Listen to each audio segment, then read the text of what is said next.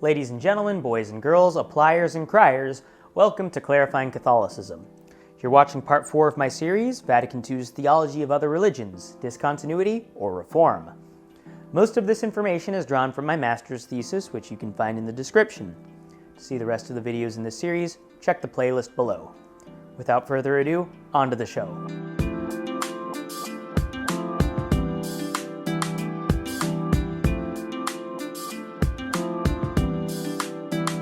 Now that the foundations of doctrinal development have been explored, we're going to propose some criteria by which doctrinal continuity between Florence and Vatican II can be evaluated.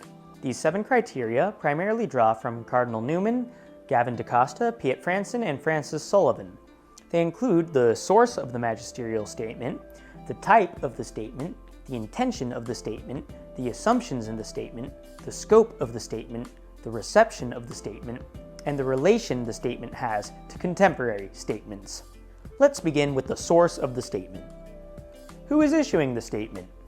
In the United States, the authority of a law depends on the level and branch of government from which it originates. A municipal law, for example, is usually superseded by a state or federal law. Even within similar levels of authority, there are nuances. Although Congress and the Supreme Court operate on the federal level, each branch has its own powers. Likewise, the Church also operates via different levels of authority, from parish priests to individual bishops to councils of bishops to the Bishop of Rome. The highest levels of authority in the Church are the College of Bishops when they teach in unison with each other and the Pope, Universal Ordinary Magisterium, flashbacks to the last series we had, the bishops in ecumenical councils, and the Pope when he teaches infallibly ex cathedra. Though they are not as powerful as ex cathedra statements, popes can also teach in bulls and encyclicals, which are basically a series of writing. The Roman Curia, especially the Congregation for the Doctrine of the Faith, or the CDF, is also invested with a high level of authority. These mechanisms give bishops and popes a proper setting to teach infallibly, so that their opinions expressed in casual conversations or interviews on airplanes are not interpreted as such. Thus, the source of the statement not only depends on who says it, but the context in which it is said. Number 2, type of statement. What degree of certainty does it hold? As emphasized in the previous section, the Church is often tasked with proposing both definitive and non-definitive beliefs in magisterial documents. Thus, it is not correct to say that every conciliar statement or papal encyclical carries the same level of authority. As Cardinal Newman writes, there are what may be called minor points, which we may hold to be true without imposing them as necessary. There are greater truths and lesser truths, points which it is necessary and points which it is pious to believe. To distinguish these varying levels of authority that are at play in magisterial documents, DaCosta outlines 5 categories of doctrinal certainty, each of which involves a different response based on a doctrine's proximity to revelation. The highest level is called de fide. It includes teachings from popes and councils that relate directly to teachings revealed by Jesus Christ. The entire Christian tradition hinges on de fide doctrines. People who deny one of these teachings, such as the divinity of Christ, could hardly call themselves Christians. The next level is often called fides ecclesiastica. These are doctrines that, while not explicitly revealed, are inseparable from revelation and therefore are certainly true. For example, just as saying Jason is a human who is alive implies Jason's heart is beating, saying Jesus is God, a fact gained from revelation, can imply several things about his natures and his wills. Christians must also believe these teachings since they are so closely connected to revelation. Sententia fide proxima is the next level of certainty, and it refers to doctrines that are taught authoritatively but not explicitly at a council or ex cathedra. For example, a council has never made the fact that it was God who resurrected Christ from the dead the object of a formal definition, yet Christians are obliged to believe this. This level is often referred to as the Universal Ordinary Magisterium. Now, some of these teachings could technically err, such as when most bishops believed in the historicity of the Genesis accounts. It is not the prerogative of the laity to question them, though. Of course, these teachings too must be closely connected to revelation, as a universally held opinion, such as bacon is Jesus' favorite food, would unfortunately not hold much magisterial weight.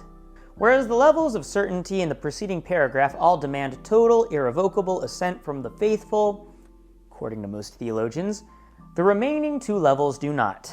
Sententia ad fidem pertinens are theological ideas that, though they are deduced from higher levels, are not taught infallibly but merely with a high degree of certainty. These doctrines are most likely true, but any dissent requires very well-formed intellect and conscience. Other commonly held doctrines, though, can be debated more freely because they are far less certainly true.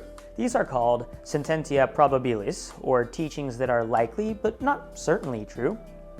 For example, the opinion that original sin is a biologically hereditary feature, which was widely believed by certain theologians at many points in history, but was never been formally settled, could be categorized within sententia probabilis. Again, it must be emphasized how even within magisterial statements, levels of authority can vary depending on their proximity to revelation.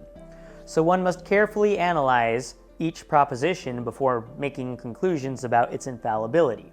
Just because one sentence is phrased with language indicating infallibility, such as an anathema, it does not mean that other sentences in the document are of that same level of authority. As the Code of Canon Law warns, no doctrine is understood to be infallibly defined unless it is manifestly demonstrated. I might also add that these levels of theological authority that DaCosta cites, though they may be helpful tools for theologians, they themselves aren't formally held by the Church as official levels of theological certainty. Everything I just mentioned has been fairly contested for a very long time among theologians. I merely found DaCosta's categorization of different teachings to be the most helpful in our purpose. Number 3, intention of statement. What is this statement trying to accomplish? Piet Franson writes, "Only the central assertion in a decree or canon is defined." Francis Sullivan confers, writing, "It is a basic principle of conciliar exegesis that a council should be understood to have defined only what it has clearly intended to define." According to Sullivan, an excellent example of this is the Council of Constantinople's characterization of the Church as one holy, Catholic, and apostolic. While the Council indeed mentions that the Church has all of these qualities, it only does so in a creedal statement before any of its canons.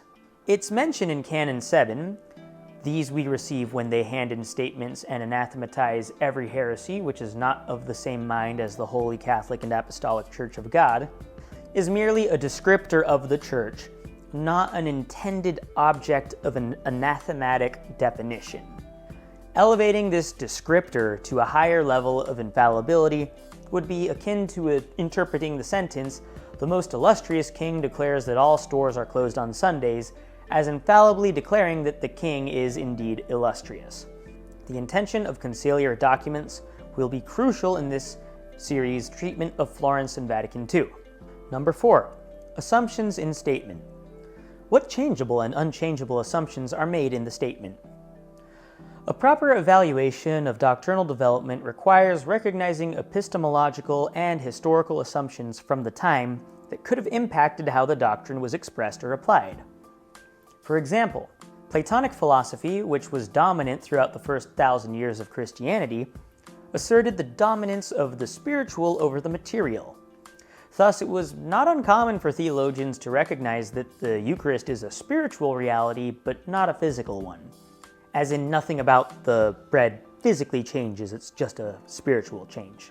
With the introduction of Aristotelian metaphysics, which put a stronger emphasis on the unity of the spiritual and the material, the Church began speaking about the Eucharist in terms of both spiritual and physical transformation, known as transubstantiation. Since both Platonic and Aristotelian theologians sought to express the same reality, which is the divinity of the Eucharist, using different metaphysical terminology, the doctrine was re-expressed but not redefined.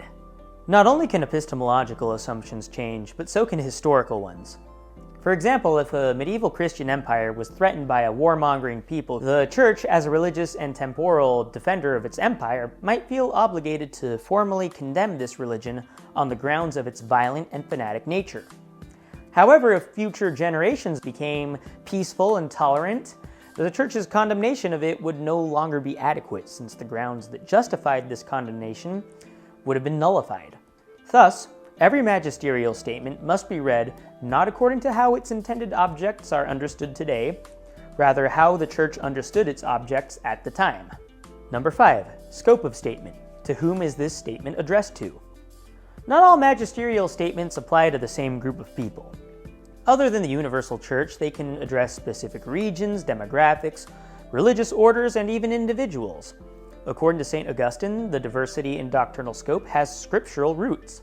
He writes, "Accordingly, another one of our rules for understanding the Scriptures will be as follows: to recognize that some commands are given to all in common, others to particular classes of persons, that the medicine may act not only upon the state of health as a whole, but also upon the special weakness of each member.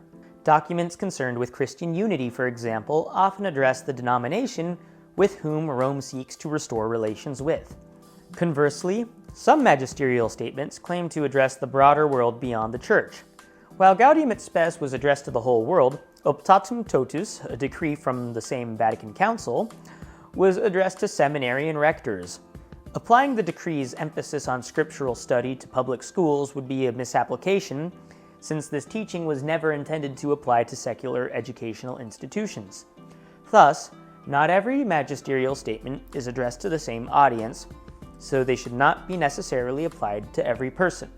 Number 6. Reception of statement. How did other authorities immediately react to the statement?